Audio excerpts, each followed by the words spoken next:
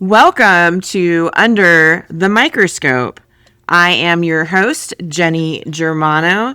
Thank you, everyone, for tuning in. Today's topic is one of my favorites. I feel like I say this all the time, but I love the Cannabis Operator Series.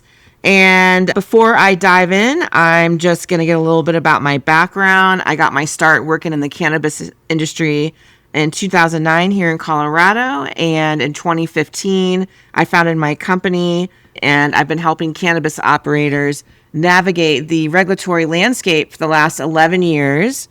I would like to give a warm introduction to my next guest, Jarell Wall. He is the CEO and creative director of Gentleman Quinns here in Denver, Colorado. Welcome, Jarell. Thank you so much. I'm a fan. I feel like I'm on one of my favorite shows, so this is amazing. Thank you so much. I was just saying before when we were talking off camera, it's exciting to have somebody, one, who's an operator, two, listens to my podcast. It's really nice to have you here, and I'm excited for people to get to know you and learn about you that might not know about your brand or your story in the cannabis industry. Let's go ahead and dive in, and why don't you share about your journey, like what you did prior to cannabis and then entering the cannabis market. Absolutely. So how do I distill this down? Because I've done a lot of different things.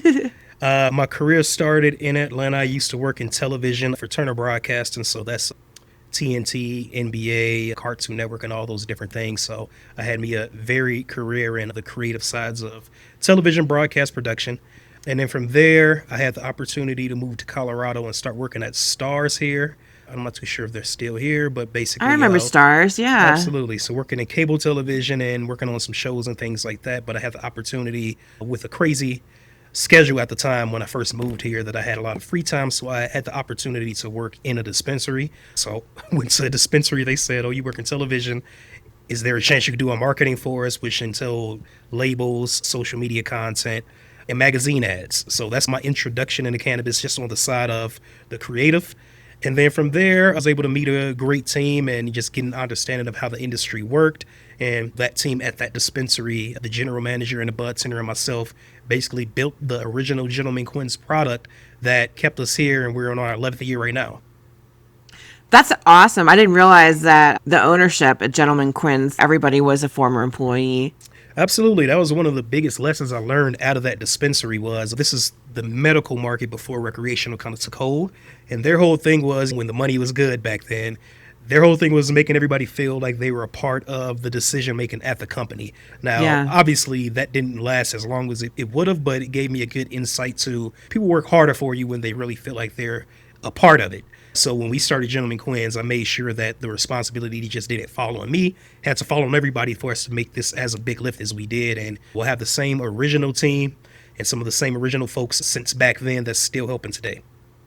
I know there are employees out there across the country who want to start their own brand, or they want to have a dispensary, or they want to start a manufacturing company or have a cultivation facility. I meet employees all the time that are trying to get licensed and trying to take that journey still to this day. So that is really exciting to hear. I was just curious, one, when did you apply for the license and when were you awarded the license, and what was the licensing process like? I know some other states, it can be very challenging or competitive. I suppose I got to put my thinking cap on here because we started the product in 2015 in a medical dispensary. Yeah. And then from there, it took us until 2017 until we actually got our first investor that allowed us to start the whole process of understanding how business worked, really. So those first 2 years were canvassing different cannabis businesses out here, understanding what licenses were necessary, sales tax, and all these different things, and just a lot of misinformation back then. So we had to wade into a lot of that. And then this was the time where the regulators were mostly police. They didn't really give a lot of information. The whole thing was when you called the MED back then, they would just say, "You need a lawyer. Don't even try this unless you have a lawyer that's doing any of the work for you." So it was really restrictive, it would seem. But when I worked in television, when I was in college, I started working in television when I was 21. And back then, it was really no pathways to get into the job that I got into other than just keep pushing along. I had 9 different internships and I just kept going. So I had that experience that allowed me to realize that people are going to tell you misinformation. You just got to keep it moving. So that's what I did essentially when it came to the cannabis side of things. We got our angel investor in 2017. We went through the process of getting our state license. So that was after the whole moratorium. I think Denver had a moratorium at one point where they stopped certain licenses from getting started. We didn't have to go through that, but we did have to go through a 2-year period to get our city license. So from 2017 to 2019 is when we got fully licensed. And that was a whole situation of paying rent, having to deal with folks that didn't really quite know the cannabis process in terms of consultants. We had a landlord who was like one of these old school Denver landlords who basically, with inspectors back then, they just handshaked everything up to get businesses started. You couldn't do that with cannabis because everything was brand new. All these regulations were new. So we were using his consultants. Those guys didn't know what was going on. So for 2 years, we were in this muck of having to go back and forth with the city, zoning departments and things like that. My address in Denver had 17 different addresses, and it was a mess. So eventually it got to a place where we were just losing so much money waiting for folks to help us out. And I just basically had to fire those guys and say, I'm going to just do it myself. And that was like one of those pivotal points for us where we basically said this is going to work or it's not going to work. And from there, that's where I learned the entire process and did the whole licensing process by myself along with my business partners. And like I said, from 2017 to 2019 was that period. And then from there was the next hill to climb. That is so crazy. Yeah, that is very tricky, especially in Colorado. It was new, right? It wasn't across the country like it is now. I feel like nowadays people are more educated when it comes to hiring consultants that actually aren't good consultants and that can really hurt your business. And in the early days, it was hard to avoid that because it was so new for everyone. Everybody was learning this. That is crazy how long that took. Especially the local municipality. I feel like when it comes to the state license, even this is true to this day for people who get licensed, they get the state one right away. Absolutely. I have clients, they've been trying to get open for 2 years and it's taking them forever because of the local municipality. People get just jammed up. And there's like processes where you go through the zoning process, and because I got to remember some of this stuff. We haven't done it in so long, but I remember you have to get your mechanical layouts of what you want to do in terms of your build out. And then from there, you're supposed to go to zoning, and zoning basically puts you on a timer, basically a year timer. And if you can't get this done in a year, you got to start the process over again. So we basically had to go through that process twice. And obviously for us, it allowed us to understand that you have to build these relationships. You have to build these relationships within these cities' departments and things like that. Because back then, you could only talk to city departments from like 7:15 in the morning to 8 a.m. And I had a career job at the time, so I had to I'm in DTC. I had to drive to the city and come all the way back, and it was a big mess. But from there, I was able to build some relationships within the zoning department. They extended us a little bit, but we had to find sewage inspectors, building inspectors, fire inspectors. At one point, we had to find a sidewalk inspector. I didn't know where to find these people at because the time was running out, and we eventually got it done and things like that. But from that experience that I had where we really didn't have any resources to tell us what to do, I knew that once I got into it that I wanted to give as much information as I can to have folks not have to go through those same pitfalls. And like I said, this is just getting operational. This doesn't even talk about the next series of valleys and peaks in terms of actually working in the industry, getting products on the shelves, reselling, and the whole nine that goes with it. It's a journey. I always tell people the licensing application phase is the first step. Yeah. Everyone thinks that's like, oh, I just have to do this and I'm there. Yep. And I refer to parts of cannabis as the fantasy of cannabis. Absolutely. And a lot of times, especially if you go to these trade shows or meet people that are brand new and they're working on their dream and their vision, but it's not quite there yet. They're in the fantasy. And I feel like once you win the state license and then you're working on getting to pass your final inspection for your local municipality, like you mentioned, the mechanical and electrical and plumbing plans and all your stamp plans with the architect and dealing with the building department and zoning, that's where you get punched in the face. Absolutely. Like repeatedly punched. You're a punching bag in a gym and you're just going, how am I going to survive this? Am I going to get punched in the face? And then it's going to take you 2 years to get open. And that's not even the journey. You're like just coming out of the fantasy cannabis. The whistle hasn't even Whistle hasn't even started yet. Yeah, and you get punched in your face and you're thinking, oh my gosh, I had no idea it was going to be like this. And you haven't even lived the story yet. Absolutely. You're just on page 1 in the book. Well, there's still a lot. If I was to rewind a bit, I haven't done a podcast in a while, so I know I have to so you're fine. Explain things a little bit more because I jump fast in some certain aspects. But for us, what got us past all of that was, one, we were really young. I started this when I was 27. My business partners were younger than me, so we were just a lot of naive about it. But we started this process by actually being on a shelf first. So we didn't go through the whole process of getting licensed and then hoping that a product will sell. We had some great dispensary owners at the time that just allowed us to try something. So we tried something and it caught fire a little bit. And then from there, we were like, we know this sells, and it's up to us to make sure that it reaches every dispensary. So it wasn't this opportunity to say, we have the fantasy of wanting to make this all work out, because I didn't get into cannabis wanting to be a business owner. I didn't really even want to get into cannabis. My general plan was to move to California at some point because I was working in television. This is like a stair step for me to move to Atlanta industry to the Colorado small little market and be a part of the cannabis industry out here, or being a part of the environment. And then at some point, continue my career in California.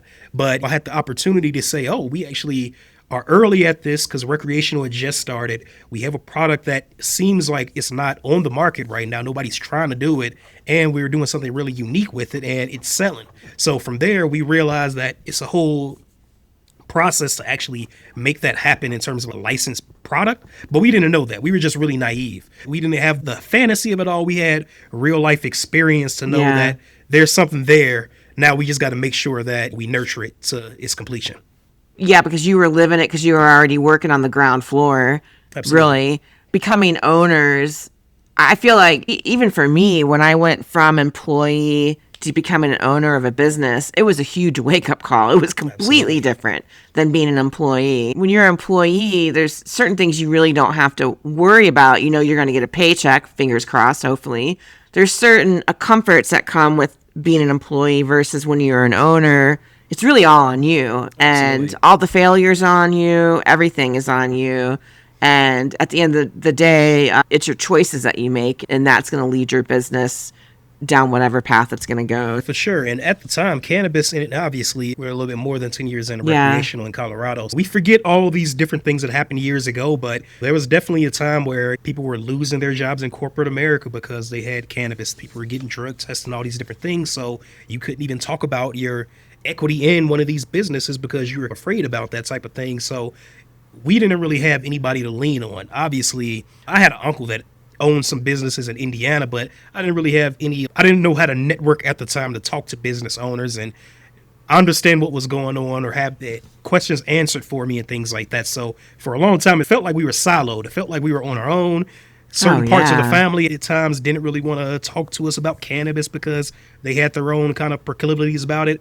But nowadays, everybody's fine with it. It's nationwide now, more or less, in different places when it comes to hemp, more places than not. So it's more normalized than we tend to give credit for. So back then, it was a crazy time, but shout out to places like MCBA and 𝗘𝗍𝗀 with Ernest Tony that give out these resources that allow folks to know that there are resources, and some of the questions you may have, you're not the first there. People have gone through this, and it's not as crazy as you think. And I would say that some of these states are doing a great job with their resources and what they provide. I compare a lot of states to Colorado, and my personal belief is Colorado needs to step up and put on their big boy pants, girl pants, whatever you want to call it. And they need to catch up to the rest of the country. And they're getting outpaced by some of these other regulatory agencies as far as I feel like what they could do for operators.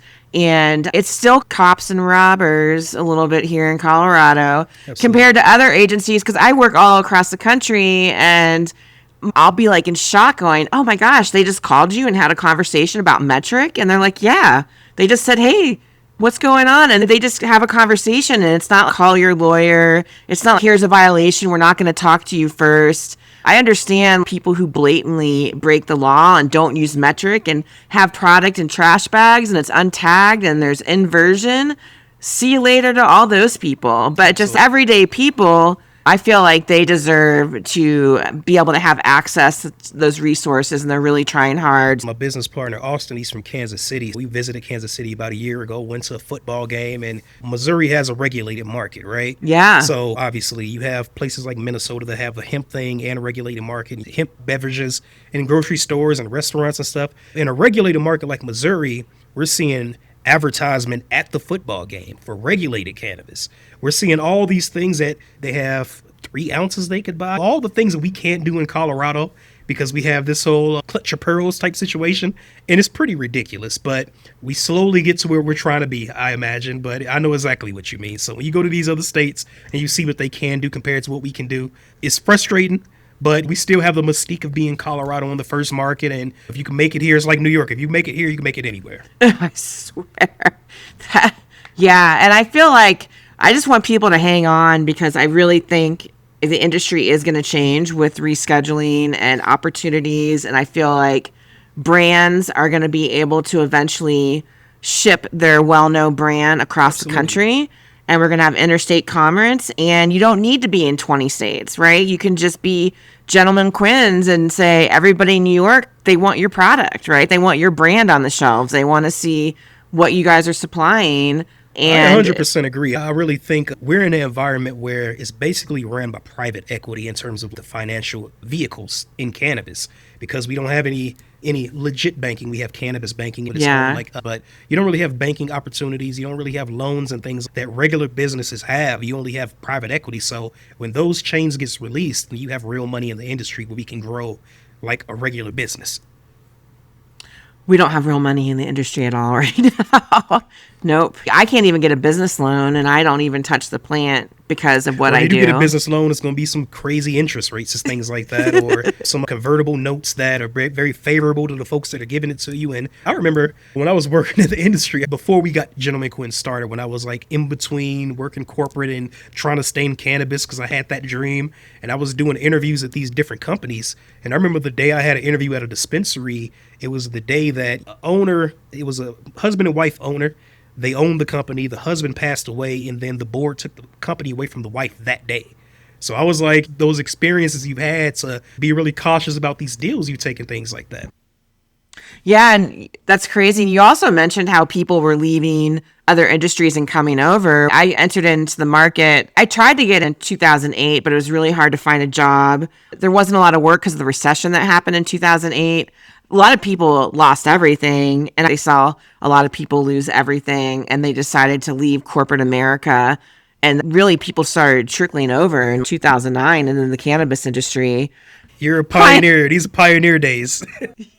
Oh my gosh. Part of my onboarding process at the first dispensary I ever worked in is I had to get raid preparation. They literally trained us on what to do if there was a raid. We had a thing printed up on what the lawyer printed out for us to say when the feds raided the dispensary. And we were prepared. And it was really like that until I believe the Cole memo came out. I think President Obama was elected. Once he won the election, it was like South Broadway was born. It was like more than Starbucks. There were dispensaries. So I moved out here in 2015, but okay. I do have a funny story about that. One of my buddies in Atlanta, Destin actually helped with the political campaign in Colorado with Brittany Patterson before she went to Congress. But that's a different story. If he looks at this, I'm going to give him a little shout out there. But my buddy Destin was in college. We were in college at the time, or I was probably working in television. But during Obama's second presidency, during his second election, he invited me to come to some type of a campaign event to kind of look at the ballots come in. And it was like, Obama wins his second term in a landslide. And Colorado went completely legal with cannabis. And I was like, what? Where is Colorado at? What did you just say to me? And it was like a small little blurb on the news. And it was in 2015. And that was like probably 3 or 4 months later, I visited Colorado. But I had no idea that this was even happening out here because I was in Atlanta. And these were the times where if you bought an eighth from your weed dealer, you got to put it where the spare tire is. Hope nobody's all these different ridiculous things you had to do back then to make sure. Hide them in the subwoofers. We used to hide them in our subwoofers. Our bags of cannabis. You have an eighth that costs like $80 back then. You had to hold on to it for 3 months and whatnot. Smoking grab bongs. It was like a whole different world back then. But I do remember it was a different world. Then the Cole memo came out. Then we had adult use. And this is what I see in every market. There'll be medical markets. But then once they start to go for adult use, I always tell everyone, be prepared. Everything's going to change. The way you have to look at it is you have patients in a registry. So they're tracking patients. They have their information. They're medical patients. And it could be 80,000, 50,000 or less patients in that registry. But when you do adult use, you're opening up cannabis to everyone who's 21 and older across the entire United States. They could come in with a passport. They can be from Canada. They just have to be 21. And now that risk exposure is ginormous. Now you've got more public safety involved. And that's why I think they tighten down the hatches then when it comes to cannabis, and there's more regulations. And that's why you see these markets change where it goes from the medical to the adult use. It becomes overregulated in a sense. Well, it used to be when you had the segmentation between the medical market and the cannabis and the regulated market, there was some differences back then. You had higher availability with the red cards. You could buy more. You could buy higher doses of edibles and things like that. And when I worked in the medical dispensaries, you actually talked to folks that had cancer, had MS, had different really debilitating medical issues that needed cannabis for high doses and stuff like that. This is a completely different environment now. You barely see that nowadays. Just from what I'm remembering of those years, it's not even the same thing anymore. Yeah, and what's really hard is that our medical market is shrinking and patients still need access to medical cannabis, right? And some of them do need the higher doses and the larger. They call it EPC, extended plant counts here in Colorado. There still are people walking around with EPCs. I know there are recently some medical dispensaries that opened up. I know some new ones opened up in Brighton in the last year and a half. It's shrinking. It'll be interesting to see with the rescheduling.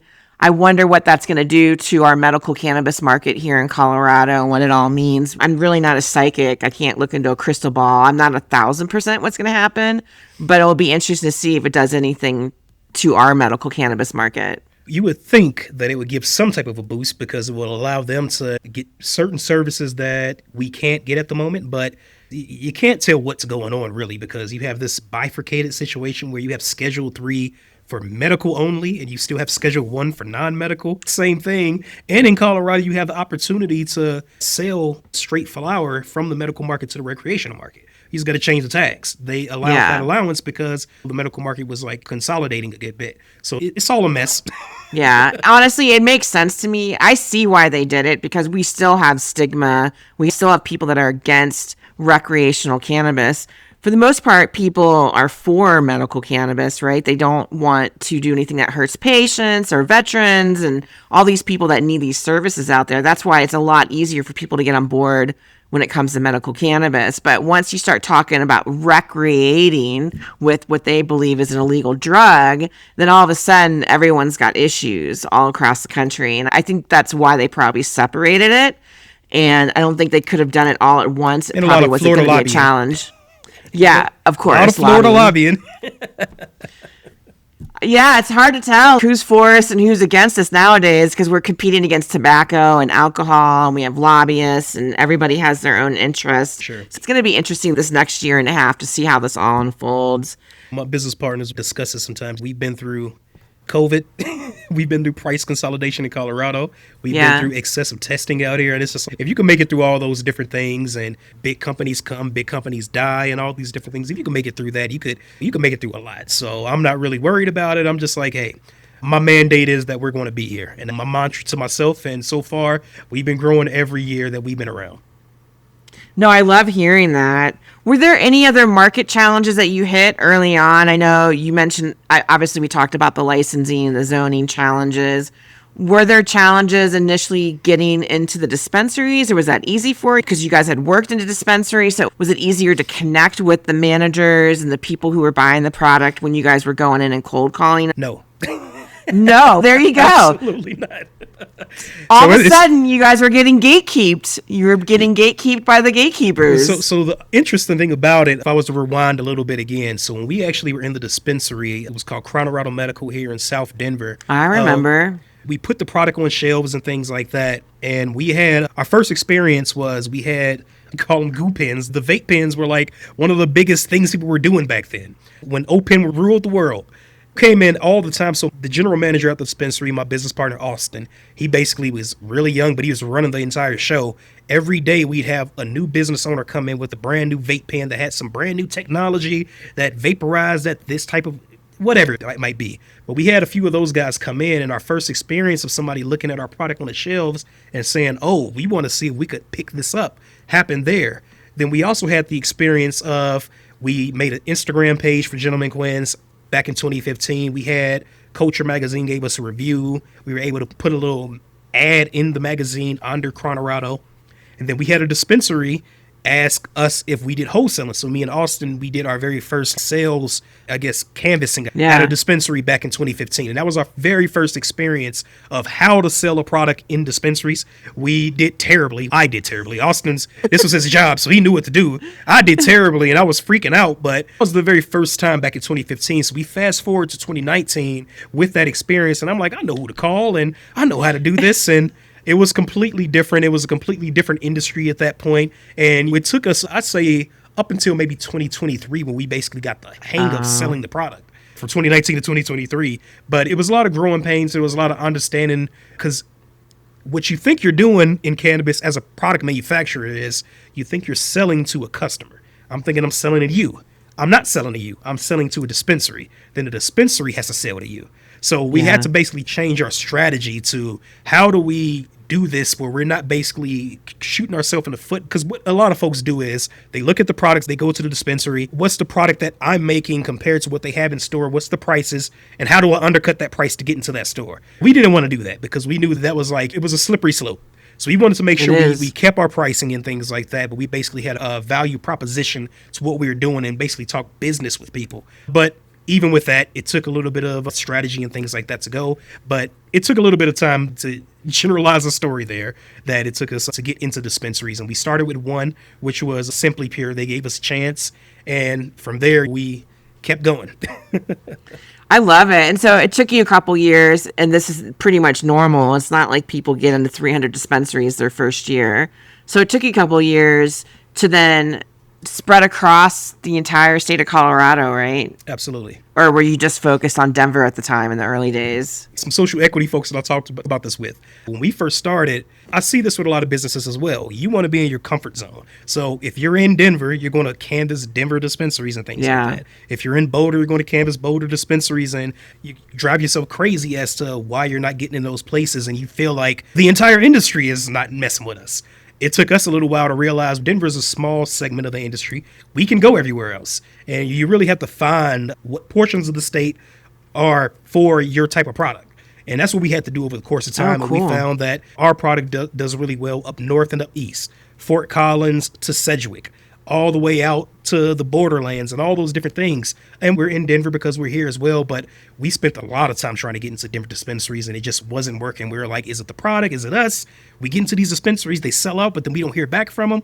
Or we get into these dispensaries, they don't want to pay us, all these different things. I could probably write a book on this whole thing. But that's crazy. The Eastern Plains is a great place. I love the Eastern Plains too. I think that all those guys are doing great over there. They're doing amazing right now. Nebraska is not doing so hot. I'm sure it's keeping Colorado pretty busy over there. That's part of this equation too. When you have other states that tend to get legal and things like that, you look at Trinidad. Trinidad essentially dried up once New Mexico came online. So you got to be nimble, but there's the strategies of, like I said, being in the area where you're producing that, or you get the strategy of, we want to be in the biggest dispensary chains, which brings its own different challenges. That we got into a dispensary chain, we didn't understand the phantom costs that come with that. Dealing with army of dispensary butt tenders that continuously, as retail, turnover happens all the time. And butts in education, having to have samples and things like that go out all the time, having to go on discount all the time, marketing and all these different things. We bumped our head on trying to get into chains and things like that. And from there, like I said, we just had to evolve our strategy to find out what worked for us, what we needed to do, and what was going to sustain what we had to get going on. So how did you guys deal with the price compression? You can get undercut by the dispensaries where it's nonstop. I'll certainly say my opinion here is a very unpopular opinion. We haven't changed our pricing since 2019 at all. Any of our products. So when it comes to talking to dispensaries, and we've definitely had experiences with the dispensaries that said, we'll pick you up for this price and then we'll see how it does. And then we give them that price, and the output that goes to customers is the same price that every other dispensary has it. So basically we're losing the margin, but they're keeping it.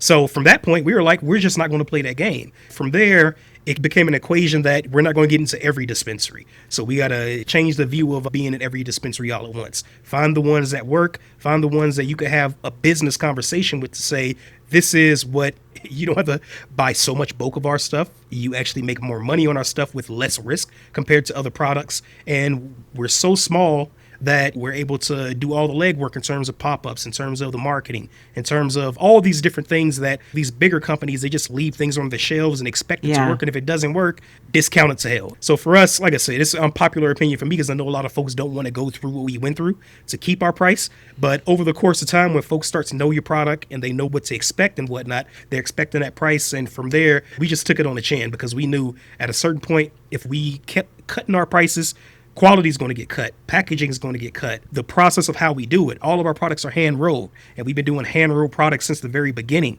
That's very difficult. It's a skill. So if we have to keep cutting our product, the type of flower we put in our product is going to have to be diminished.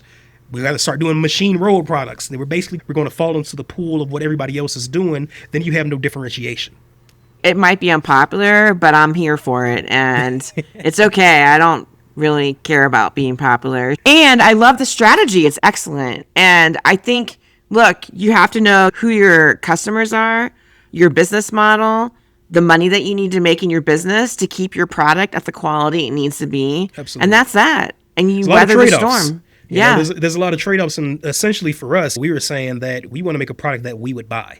At a certain point, when we started to get into the political sides of cannabis and whatnot, to understand how testing is affecting us and all these rules that's coming down, how to be ahead of it. You start meeting different business owners and you start to understand that a lot of these business owners don't try their products. They don't really care. It's a money play for them sometimes. And I'm not going to put that on everybody in the industry, but there's definitely a good contingent of folks that they don't really care. It's just about the bottom line. And for us, we were basically saying that if it's something that we wouldn't be happy with, then what's the point of doing it? So, do you consider yourself more craft then, do you think? Would you consider yourself more in the craft category? 100%. I think the craft category is awesome. And people love craft. And I think that's the way to go because we have pump and dump and craft, right? To me, pump and dump is it's all about the money. Absolutely.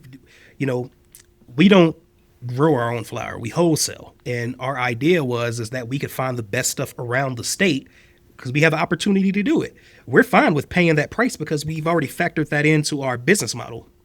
And like I said, we didn't change our price since 2019. So our business model was fluctuating on prices from 2019 when flour was $2,600 a pound. Yeah. When it was $2,400 a pound. Now we're about $600 a pound, $800 to $900. But it factored itself in for us. So what we see is we go to the different grows because, again, we got to be really specific on testing and whatnot because that hits us as an end product test first. And we don't have the opportunity to go back to these grows and say, your stuff failed.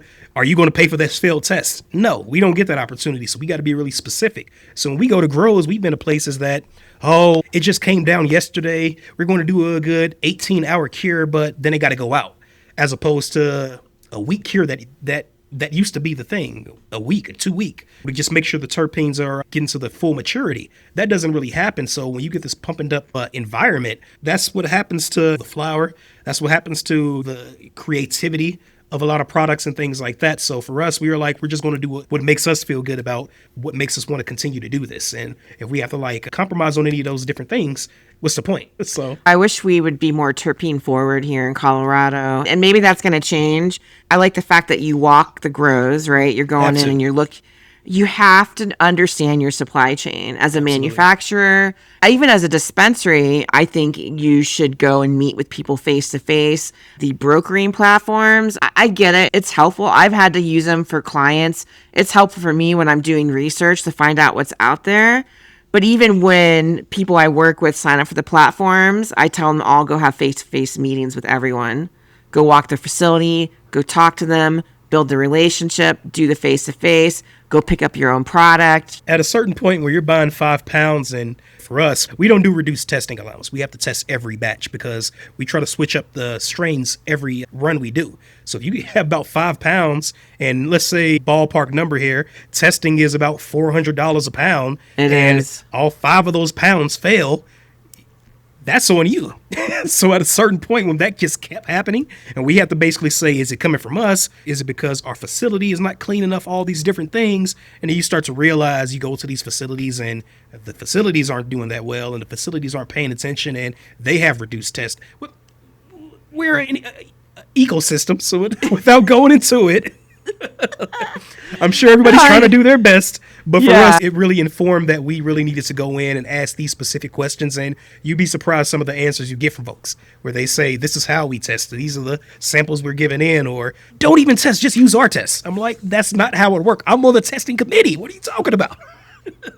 No, I get it, because I do the work groups too, and I would go in and do audits of people's facilities, just completely shocked. Just the dirty tables that people were preparing test batch samples on, no different than the dirty counters that employees were like stuffing cones in the dispensaries from leftover jar shake from a jar that probably hadn't been cleaned in a year and a half, and it gives you all the heebie-jeebies you can possibly imagine when you go in. So one thing I want to talk about is that one part of your story was that you had to get rid of some of the consultants and people that you're working with and just learn to do it yourselves, right?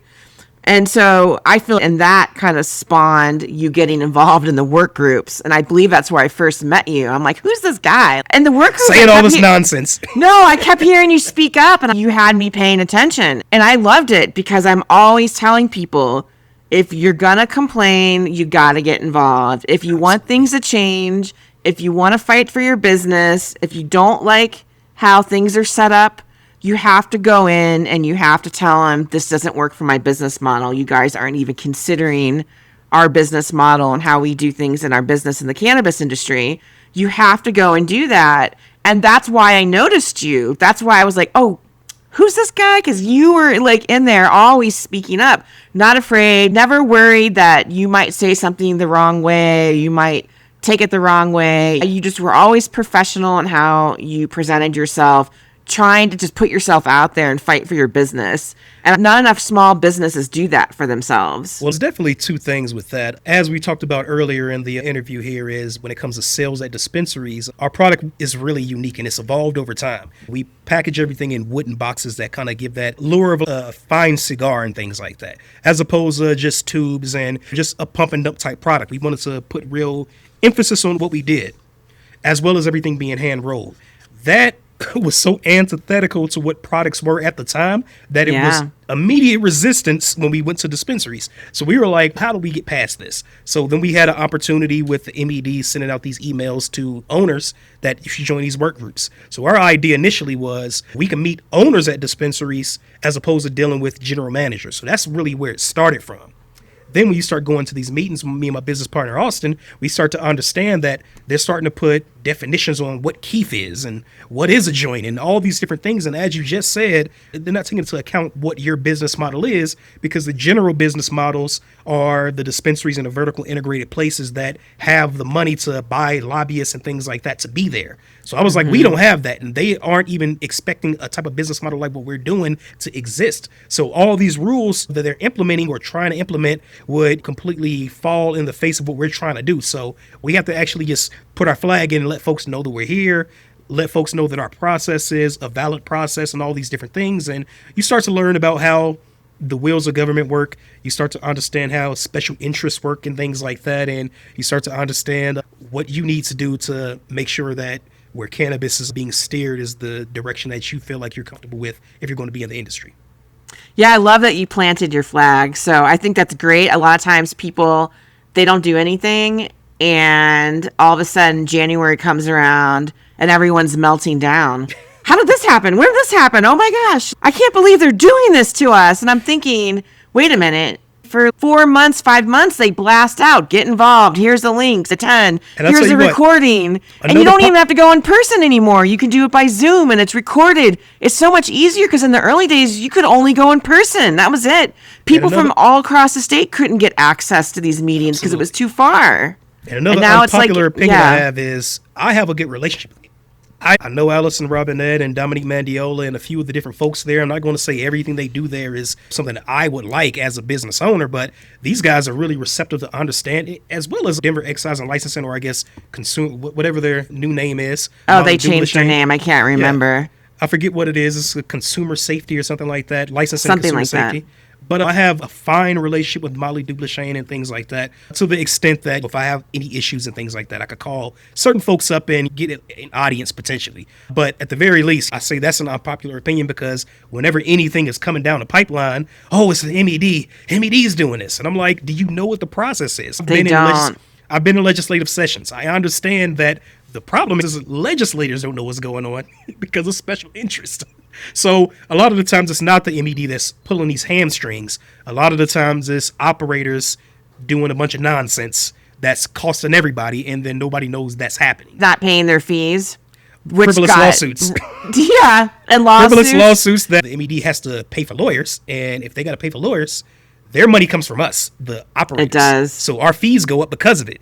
And you get these folks that do these grandiose things and, oh, I'm going to sue the MED for the betterment of everybody. And these lawsuits don't go anywhere because they're all frivolous and nonsense. But again, without going into too many hot takes. Yeah. I think because I got involved with the work groups, it really helped. I love doing work groups. I know the work group model changed, I think, after 2020. In 2021, I know they updated it. We would segment out into the little groups and stuff like that. And I understand why it had to change. I loved working with the regulators. And maybe it's because my background is more compliance and systems and regulatory. And I think, too, I have to educate people all the time. It's very easy to blame the government for everything, right? Just for all of our problems, all of our issues, to blame the regulators, to blame the MED. When something happens that we don't like, everyone just automatically blame the MED, but they don't actually realize how the process happens, and that the MED also constitutionally has to enforce the law, right? That's their job. And there's some things that they really don't have control over where people blame them thinking they do have control over, and there's some things that they do have control over. And sometimes you have to help educate people and just say, actually, it's not their fault. A good example is the concentrate flyer. People blame the MED left and right for the concentrate flyer, up and down to their blue in the face. A lot of folks are doing a concentrate flyer wrong, but I might just let that fly. So I was there when it happened. I was there when I was there for it too. You were there for it. I was there when it got updated, when some other things that folks are not doing right now. But as you said, last year, for instance, we had this crazy bill that was basically going to not allow folks. Oh, I remember. 21 to 25 because of brain development to buy cannabis. Yeah. All these different things. And I remember I found myself as one of the only operators that was given testimony against some of these bills and things like that. Between that, it was a bunch of different bills that happened last year that I found myself waking up at 6 a.m. to give testimony and whatnot, looking like a big dumbass and whatnot. And I'm just sitting there, where's the cavalry? Why is nobody here? And nobody knows what's going on. Nobody knows these things have happened. And that's where you kind of understand what it is that lawmakers are actually hearing and what they're saying and whatnot, and why we are in the position we are. And at the end of the day, a lot of it's money. A lot of it is that we just don't make enough money as an industry to influence what's going on at those levels. Yeah. But we're still 10, 11 years in, so it's just... I love your involvement. I'm glad that you are always involved with the work groups and making sure that you can do whatever you can to make the rules and regulations, I guess, be positive for your business. Obviously, there's some things that we cannot change, but if you're not involved and you're not paying attention, because like I said, January comes and people are freaking out, not realizing all the stuff they have to do. And I feel like every state, they do a really good job of letting people know things are changing. There's bulletins, and I feel like you can lead a horse to water, but you can't make the horse drink water. The horse has to choose to drink water. And I always remind people, you made the choice to be in a regulated business. It's the regulated cannabis industry. You can't just complain the entire time. then And why are follow you here? Echo chambers. Following echo Yeah. chambers with folks that believe the same thing. I 100% agree with you.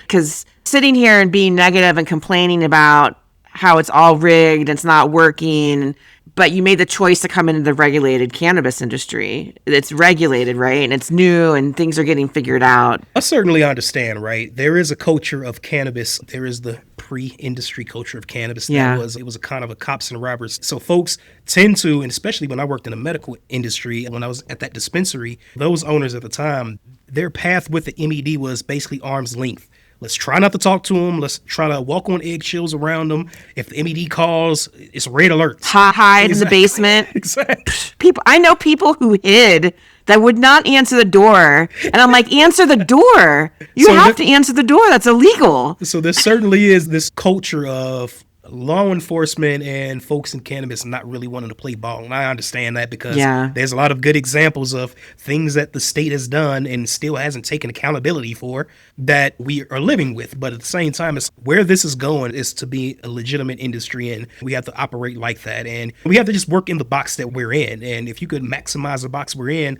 just imagine what you could do in those boxes vanish. And that's the same thing when it comes to marketing and whatnot. And I own a secondary business that's basically a creative agency called 𝗘𝗽𝗀𝗍 Ltd. That works with different cannabis businesses, trade groups, things that we work with the state and things like that, making sure that we do marketing opportunities and whatnot that we can sustainably do in cannabis.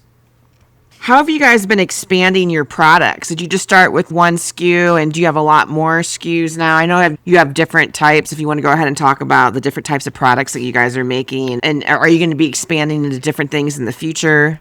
Yeah, absolutely. We have our 2 SKUs, which is the Mini Quinns, which is the miniature version of our main product, the high-class big-ass blunt. So the SKUs themselves are dictated by the strains that we have, and we put a lot of emphasis on the specific strains we have and things like that. But that allows us to not overextend ourselves when it comes to the production that we need to get done and basically pay for all the bills and things like that. But the real calculus is, how do you bring more money into your business to grow it? And at the moment, there is no more money coming into cannabis. So we're basically just are able to sustain ourselves with what we have now. So we get a lot of opportunities. I actually had a guy this morning from Washington State reach out to me to try to expand us out there. And we've had a lot of these different opportunities to go to Oregon, Washington State, Oklahoma, Maryland, and whatnot. But for us, it's a little bit tougher to have the understanding of all the different quality control measures that we put in Colorado, and how do you pick that up and go to another state with operators you're not very familiar with. So at the moment, our whole thing is just making sure that we plant our flag in Colorado, do our thing here, make sure we're able to answer calls and answer orders at a timely fashion, and make sure that we're able to do our thing here. And when those times come, we have already made some good relationships, but I have to have a little bit more of a hand on what's going on in other states for me to feel comfortable with doing that. And I know my business partners feel the same way. That's not where we are right now in terms of expanding, but we're just doing our thing here and trying to make ourselves known as a Colorado brand. No, I love it. And a lot of times too, people just copy and paste when they go into other markets, but the copy and paste theory doesn't really work because it's just a different market, right? You have to understand it. Would your brand work well in that market? Where is it going to be sold? What city? Absolutely. What state? What are the regulations? Is the testing challenging? Is the cost to produce, is that going to be higher or lower? You're dealing with operators who have their own products. So their bottom line is their products. So if your product starts to impede their products, impede the production that's necessary, a lot of the times we've seen this, that they just basically they don't answer the call. They stop making your product as much as they can and whatnot. Quality control goes down. Your product doesn't look the same. We've seen places that change the name of the product. Oh, it's the same thing, but this works out here a little bit better. So that's kind of where we are with it. I know people that took brands from Colorado into other states, and I'm always like, how do you know the quality control is going to be the same as in Colorado? And they'll go out there every other month, and all of a sudden they're like, holy cow, they're not following our SOPs. They're not doing our processes. They're not listening to us. And it goes rogue. And so you have to have really good systems, a good attorney, get process set up. Because you have, like, instance where they have a distribution model. We have to basically go, unless you have a sales team, you have to go to each dispensary and build those relationships. Where in other markets, you basically have to just hand your products to a distribution model. That distribution model does the testing and all the different things, and it's not the same everywhere. So you basically have to have a handle on what those regulations are to make a good showing. For us, we don't really have the manpower to do that just yet, but we do have the manpower to make sure in Colorado that high-class big-ass blunts are where they need to be. Yeah, is the distribution model in California the same as a co-packing? Because I know, like in Massachusetts, they have co-packing license. I'm not completely familiar, but I do know from folks that I know in California, they say that the biggest hindrance is that distribution model, that you really don't see the dispensary. You basically just see these guys, they make the prices, they do the testing and all that type of stuff. Oh, wild. Yeah, it's crazy. Then again, if with rescheduling, this is where the opportunity is, where maybe you don't have to go into other states, and then you'll be able to do interstate commerce. That's what we want. We want to be a regular industry.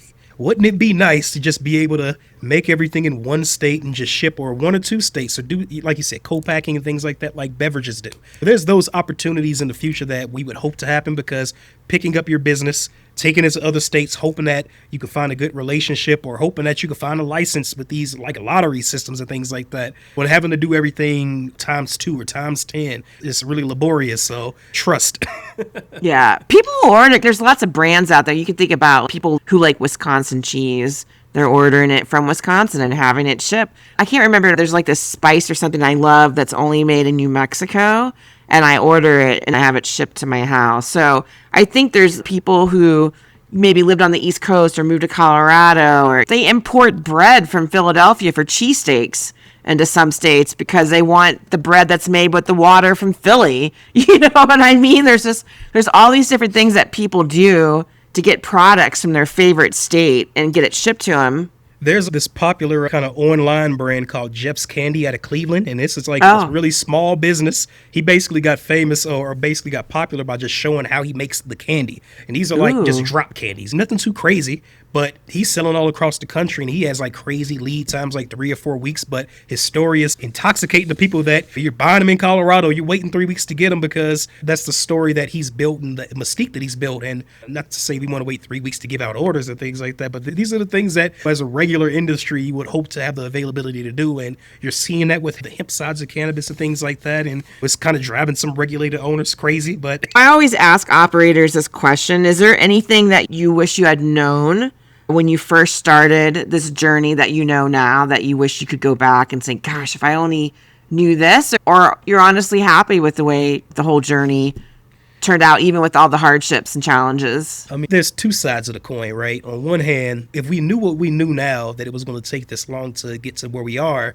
we probably would have said, no, I'm going to stay what I'm doing right now. True. This is cool. There's definitely the naivety that works in your benefit when you're starting something new. But at the same time, if I could go back, or if I could talk to like operators that are getting started, it's really important to be able to have more money. Yeah, that's a good one to bring up. It is what it is. Like when regulations change, you have to change packaging and things like that. When you have to like account for more testing and things like that, you have to account for what employment costs and unemployment pay and all these different things you got to account for that you didn't know initially. Having the money there to take you past those troubled waters really helps. But at the same time, like I said, we were able to find creative ways in some of these challenges. So had we had the money, we wouldn't have those creative ways once we get the money to be able to use these things more effectively. I try to stay on the one side of the coin by saying it's good not to know these things, because it allowed us to be much more nimble and much more stronger. And you're also adjusting for the market maturing and the cost of living going up in Denver, and Absolutely. The minimum wage. I can't remember. I think it's like $17 or $18 an hour now, which it wasn't that when you guys started. And you have to pivot and adapt your business to grow with the environment that's changing around you. And wrapping up, are there any lasting tips? I know you gave some great tips, by the way. Is there any other tips you want to help operators or anyone that's thinking about going on this journey to become an operator? I think the one thing that always comes to mind is what I know of, because I know a lot of black operators in the space and things like that. It's important for folks to lean on the network. It's important to, if you are networking, you can't really just be in your own little silo. Now, I'm not the biggest person that goes to all the expos and things like that. I've spoken at some expos and all these different things, and shout out to those I work with my marketing company, work for some expos. So those are cool and all, but it's important to, as somebody that doesn't do the expo thing, it's important to build your network. It's important to lean on your network and things like that. It's important to not get into the culture of cutting costs to no end. There's certain things that are necessary for you to have brand differentiation. For us, we have our boxes. For us, it gives product differentiation on shelves and things like that. Folks remember it. Folks don't throw them away and all those different things. But if we were working with private equity, that would be the first thing they would want to be going. How about you guys just do the pop tubes and all these different things? So there's certain places where you can't cut costs and you really just have to stand on that. And I think once you kind of get into the alligator death cycle of cutting costs, you're going to be cutting to no end. So I say those two things are what comes to mind. Lean on your network and make sure that what is important to what you're doing stays important and don't compromise. I like the boxes that you guys put your blunts in. They're like little stash boxes. We've changed them over the time and whatnot. We used to make them by hand. We used to sand them and things like that. Oh my gosh, you guys. What? So we eventually got them done by hand in Nicaragua at one time. And that allowed us to understand supply chains, international supply chains. Wow. Customs and things like that. We had one time where it took us like 6 months to get our boxes because the customs agents would see high-class, big-ass blunts and think there were cigars in them. So they'd open every one of them trying to find a free cigar and stuff like that. So, oh my gosh, that is crazy. Whoa, that is wild stuff. I really appreciate you coming on. This was really helpful. And I know what you talked about at the end there for one of the suggestions or tips is going to these events. I know in the beginning, especially if you don't have a lot of capital, it can be hard to get out to more of these national, trade shows and whatnot, but lean into your state. Absolutely. You look at places like all these places like Illinois and Massachusetts and Minnesota, they all have great local events. Even Colorado, thank goodness, our local events are starting to explode again. I think they're coming back for sure. Absolutely. Oh my gosh, please. They've been on hiatus since 2020. We have a big show coming here in September, Ignited. They're basically the same operators, Benzinga and Ignited. Yeah. So it's cool to see that. And obviously, I know a few folks that are going to be speaking at that as well. So it's awesome to see some of the stuff come back locally for sure. Yeah, and also then all the work that Ernest has been doing locally and for Denver. His events are incredible to attend. And so it's just nice to see all this happening and energy and liveliness. I feel like it's getting breathed back into our market. For me, it's exciting. I see it. I hope you see it too. So absolutely. And I do want to say one thing. I know I spoke really briefly about my marketing company, but I do want to say a lot of the times when I get asked about cannabis, we don't really talk about design and all those different things, but I do want to mention that you're an incredible photographer. So Oh gosh, thank you. Your photography is ridiculous. So folks need to tap in. You're an incredible photographer.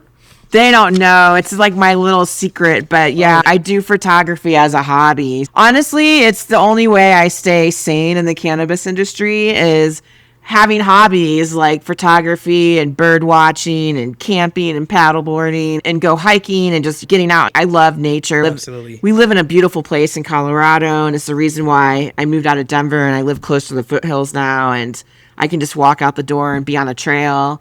And yeah, it's really, honestly, it's a lifesaver. I would be a crazy person if I didn't do those things in my life. That's what a lot of operators are doing right there. They're not doing anything. They're going crazy. You do. You have to balance. Look, it's taken me a long time, 11 years to figure out, working from home and making sure I'm taking care of myself and working on my business and in my business and getting out there and doing things. You have to learn how to do that. Operators have to do that for themselves. Absolutely. You have to come up for air and go have fun and enjoy your family or your kids and whatnot and try to get out there and do things. But this has been awesome. I loved having you on. Thanks again for being a guest. I really appreciate it. I'll have your information posted in the description box. And for those who like to stream the podcast, it's always available on Apple or Spotify or anywhere else that you like to stream. I think it's syndicated now on 20 platforms. It's all over the place. And if you want to check out the YouTube channel, it's at Under the Microscope with Jenny, and you can tune in and watch all the videos. I appreciate you being here. And thanks again to our listeners. You might not know this, but we have listeners all across the United States. I think I counted 25 states last week. We have people listening. A lot of people on the East Coast. We have a lot of people on the West Coast and the Midwestern states. We've got people listening from Texas. So it's really exciting. And also we have people listening from countries like France and Italy and Germany and Canada. That's just super exciting. That's amazing. Let's keep it growing. Absolutely. Let's keep it going. Thanks, everyone. And I'll see you guys on the next episode.